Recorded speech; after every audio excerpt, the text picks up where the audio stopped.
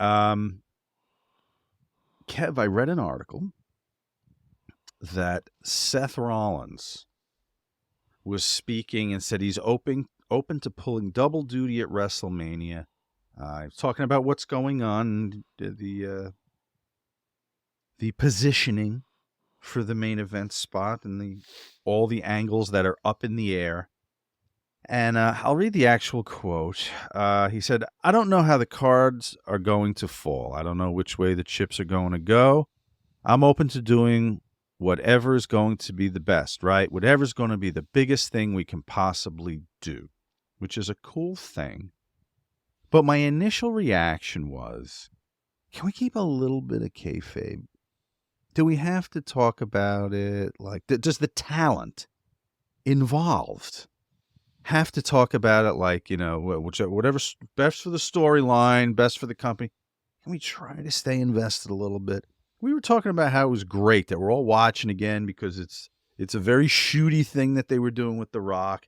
I read this, I was like, yeah, I felt kind of like when these guys would start going on TV in the 90s and talk about, on like Jay Leno, and talk about their character.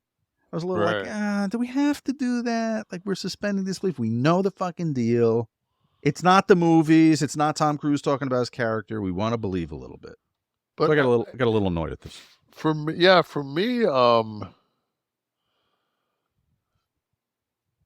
Drew has like ratcheted it up the most.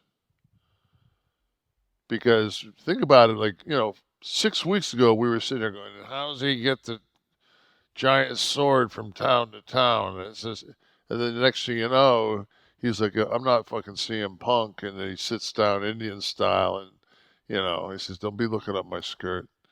And I'm just like, I actually like, this is Drew. Like, Drew for the first time is playing Drew. Yeah. Like, he's not the Scottish lad. He's fucking Drew. He just happens to be born and raised in Scotland. Mm. That's anytime they tried to do that. I used to love when Sheamus was just Sheamus. Yeah. He was a big rough. I mean, you looked at Sheamus as he was one of those guys where you thought this would be somebody in a bar fight that would just be just clubbing hands at you, and he's got big, thick joints. Like, he's strong as fuck. I thought he had a really great run, Sheamus. Yeah, he did. But even if someone's doing something charactery, Bray Wyatt, right? When they first came in with the family and stuff, thought it was great how they handled it. I enjoyed it. That whole like quasi Texas Chainsaw family they were doing. But I don't want to see him or read about him talking about the character. I think that's what killed Braun. Braun was like this big giant guy, and he was part of that family. And he was, and then he got in shape, but there's nothing wrong with that. But he all of a sudden got on social media, and he's a really, really nice guy. Mm-hmm. So he's shooting guns, he's singing karaoke, he's cooking red meat, and he knows what he's doing when he's cooking. So he becomes this I don't want to watch Bourdain wrestle.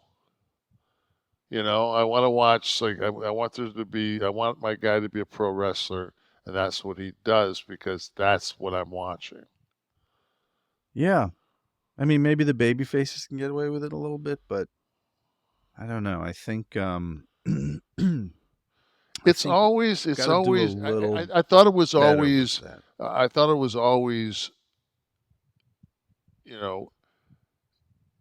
think work, or think shoot then work. Right. You think of it like, okay, what in a shoot interview, because all you want is, it's the same as when you work. When you work, like, you'll see guys go out there and do all those high spots, and people will pop and everything else. But when two guys, and it looks like they're grinding it out there and they're getting into it, people will go from sitting back, they're doing just like this. Mm. That's when you know you have the people. That's when you know that they don't see that all of a sudden they don't see the fucking boom mic in the shot. Yeah, exactly. Right. And that's what you want. You want that realism. You want that, and I like that. You know, I yeah. agree 100%. And if you're gonna be that nitpicky and make those comments, then you can't get cut off by somebody else's music and not make reference to the fact that that's so annoying. I mean, even though I knew it was going to happen, that's so annoying to be cut off. We do it all the time. That's just a way. That's kind of a segue shot that we do, and like, God forbid, then if this is we're going to make it more shooty. Just when the guy's music hits, just keep your promo going. Right. Just don't fucking stop. Don't pay any attention to him. Just do what you're doing. See how that, because, like I said, the number one thing you have to make your wrestling promotion work is you have to have universal rules. In our universe of pro wrestling, these are the can and cannot do's. And you can't have two guys playing by different rules than everybody else. So you either got to get aboard what's working. You can't make the statement as I'm down with Whichever whatever direction they want to go. Yeah. direction because I'm down for what's best for as biggest. Guess what? What's working is what's working. So let's not fucking argue about. I was just going to say, they have lightning in a bottle right now for the first time in Yeah. however many years. Don't step outside of the bottle right now. I got tired. I got tired Monday night, and I haven't watched the main event yet with Cody from Raw. Mm-hmm.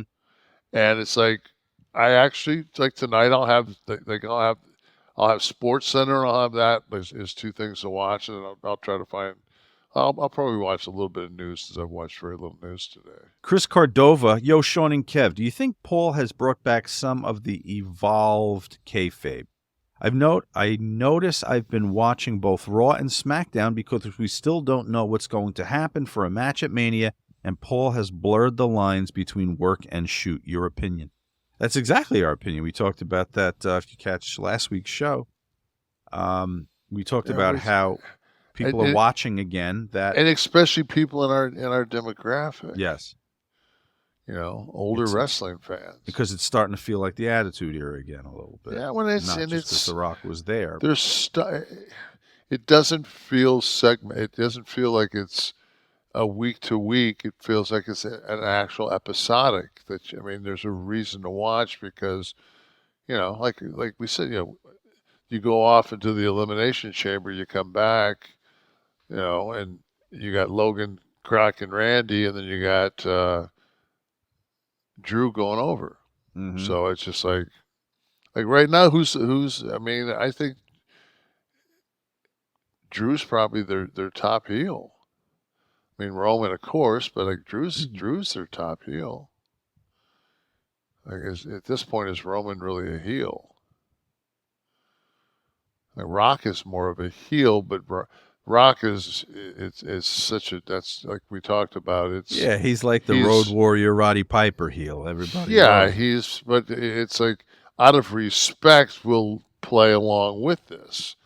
See, and that's what these people aren't getting.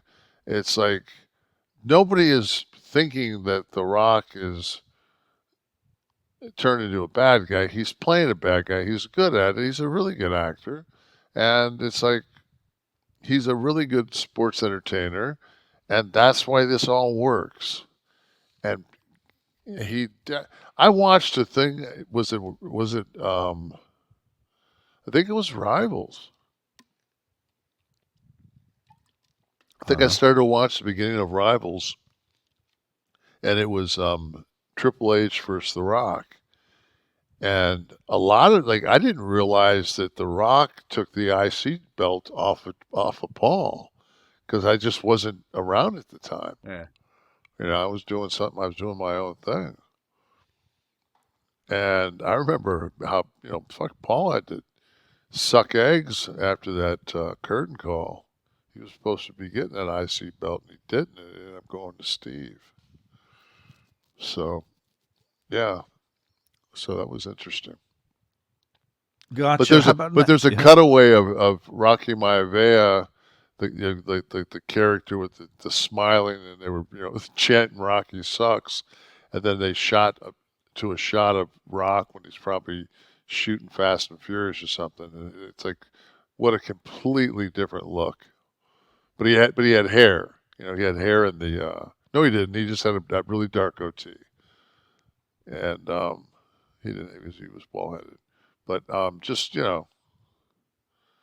everybody's look is like when you see guys when they break in, you're just like, wow. Like they just haven't, everything takes time to functionally put it together unless you're like Kurt or Brock, because you're pretty much being taken from one video game, wrestling, and put it into a pro Yeah, you're wrestling known game. from something else. But you Yeah, know what? How many times does a talent not get the opportunity to get seasoned, right? They stayed with Rocky. They could have, like, abandoned ship. they could have mavened Rocky very easy. Correct. Right. Which Rocky would now be getting 500,000 listens per day on his YouTube podcast, if that's No, if that were the case. he has that and times 50 on Instagram that are that are paid. Like I forget how much. I want to think it's 2 million. So when Dwayne does a movie, he gets he gets 15 or 20.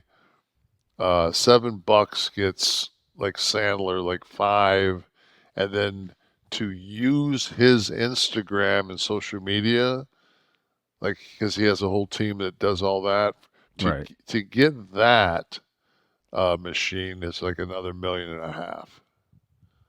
Outrageous. Well Right? done. Yeah. Yeah, fuck I was yeah. talking Maven numbers. Yeah, I'm talking about the real deal, Holyfield. That's how the hookers and hoes know how I feel. All right, who in the audience? Who's got some questions? Let's talk to some folks here. It's Oh, like this and like goodness. that and like this and